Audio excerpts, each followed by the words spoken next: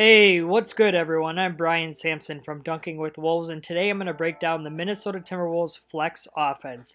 I'm going to show you exactly what the flex offense is and how Minnesota incorporates it into their principles and their sets that they run. Let's jump in. Our first look at the Minnesota Timberwolves flex offense comes on a sidelines out of bounds play, and that's actually when Minnesota runs it the most often, and it nets them an easy Andrew Wiggins bucket this time. Alright, so in order to truly understand what exactly the flex offense is, I'm going to break it down step by step here so we all are on the same page moving forward. Let's begin by identifying what the flex formation looks like. It starts with two guys up top, typically on the elbow extended or a little bit outside.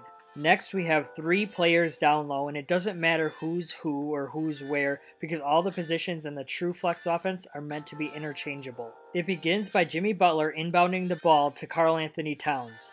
Butler is then going to come off a back screen by Jeff Teague, and he's going to go down to the other block. While he's doing that, Taj Gibson is going to pop up on the elbow extended and receive that pass from Karl-Anthony Towns. So once Gibson catches the ball up top, you can see T getting in position to screen Jimmy Butler's man. Butler can choose to run either on the baseline of the screen or over the top of the screen, depending on how his man's playing. This time he's going to choose to go over the screen, and when he does that, he's going to go and set a pick onto Andrew Wiggins' man. As Butler is running across the lane, there's constant action on the other side of the ball as well. Karl-Anthony Towns is going to set a down screen onto Jeff Teague in a screen-the-screener sort of action. This is meant to spring Teague up top, and Gibson is going to hit him on the other elbow extended. Notice how Teague's man helps on the screen to prevent a Jimmy Butler layup. However, that allows Teague to then come up and catch the swing pass. So now the Timberwolves are going to perform the same action just on the other end of the floor, and while they're doing that, Towns is going to clear out by hitting the corner, and that leaves that spot on the block wide open for a potential Andrew Wiggins layup. So just like Teague on the other side, Butler is now the one setting the screen as he gets into position. Wiggins can go over the top of the screen like Butler did, or he can go under the screen as well. It's really up to him to read his man. After he does that, Gibson is going to come and set a down screen onto Butler, which is the same screen-the-screener action that Towns and Teague ran on the other end. The whole key to this play is Butler's man.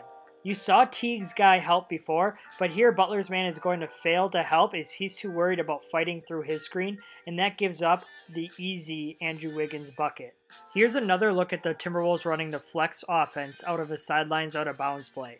They get a couple of ball reversals, but then ultimately they go into a pick and roll situation with Wiggins and Jang. This is more typical of what it will look like with the Timberwolves running the flex, as they usually just run it before going into a ball screen or another set.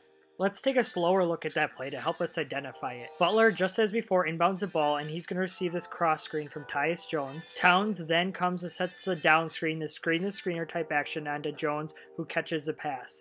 For some reason, however, Butler doesn't set the reverse cross screen like before, so Jane comes to set the down screen onto Wiggins' man, and that's where the flex ends. It rolls nicely, I shouldn't say nicely, it rolls complicatedly into a pick and roll action, and Minnesota's lucky to get a basket out of it. I would like to see him run it another time through to see if they could get that easy bucket like before. Here's one final look at the flex play run against the San Antonio Spurs in the first game of the season. They run it one time through just like last time, and Teague creates his own shot. Unfortunately, he can't connect. These next couple of plays aren't necessarily what you'd call the flex offense, but it has flex principles built into it. You'll see these plays run often throughout the game, and a lot of times they net positive results for Minnesota because it keeps guys moving both on and off the ball. Tom Thibodeau and creative are words that are hardly ever used in a sentence together. However, that's exactly what I would use to describe this setup by the Timberwolves. Well, what do you know? There's two guys set up at the elbow extended just like last time, and oh, look at that, there's also three guys down on the baseline just like before. And just as before, Tyus is going to come and set this cross screen for Wiggins, who's going to go underneath it to the other block. As he's doing that, you can see Towns lining up his down screen for Tyus Jones' man. This is where it gets a little bit different. Instead of just receiving the simple pin down screen like before, Taj Gibson is going to come over and set a double staggered screen for Tyus. Based on where Tyus catches the ball, the plan is not for him to catch and shoot off of this look, it's simply to get him the ball at the top of the key with plenty of room to operate. Notice the rest of the spacing as well. Wiggins and Butler are on the weak side and are spaced out to the three-point line. Towns, after setting the down screen, is also climbing back out to the three-point line to give as much room to operate as possible. This spacing is set for the play to roll perfectly into a pick-and-roll opportunity between Gibson and Tyus Jones. If you're paying attention to the weak side and not just watching the ball, you'll notice Jimmy Butler and Andrew Wiggins switch spots. Don't worry if you miss it, because I don't think their defenders did either, as they were locked in on the ball. Tyus has a couple of reads to make, and the first one is Marcin Gortat, who is defending the pick and roll. Gortat is in great defensive position, which shuts down that option. His next look is at Towns' man, who is sagging near the block, and Towns, being the lethal shooter that he is, knocks it in for three. Yuck yuck! Ignore the result of this play, but here's yet another variation of the Timberwolves working in the flex principles into their offense, and it flows nicely into an opportunity at a pick and roll, even though the execution leaves a lot to be desired. Alright, so let's start by breaking this play down one by one, just like before. This time it starts with a ball screen from Gibson to Teague, and Teague is going to bring it up to the elbow extended. While he's doing that, Butler is going to set a cross screen for Karl Anthony Towns. But that's not the only thing. Wiggins is also going to cut through to the opposite corner. You can see it gets really congested in there with all that action going on, and Wiggins making his cut a little bit late.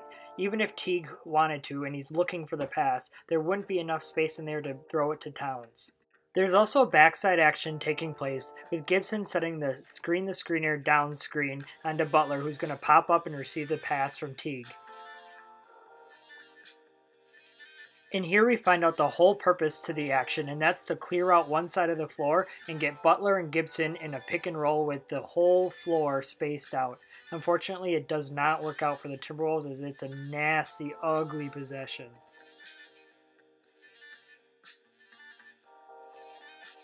Here's that same play run against the Charlotte Hornets, and just like before, it starts with the ball screen for Teague, and as he's doing that, Butler is setting the cross screen, and Wiggins, who's cutting through a little bit quicker this time. Butler then comes off the down screen from Gibson, and just as the same play, it clears out the whole side of the floor for the pick and roll action between Gibson and Butler. It doesn't end it nearly as well, as Gibson gets called for the travel. One last play to end on a positive note. This is a little bit different of a spin. Ball screen just like before, Butler setting that cross screen, except for this time instead of Towns cutting across to the other block, he decides to pop up. Gibson sets a screen, and Towns uses his great athleticism and skill set in order to get Gibson an easy look at the bucket. Well, that's all I have for today. Thanks everyone for tuning in. I hope to see you guys next time.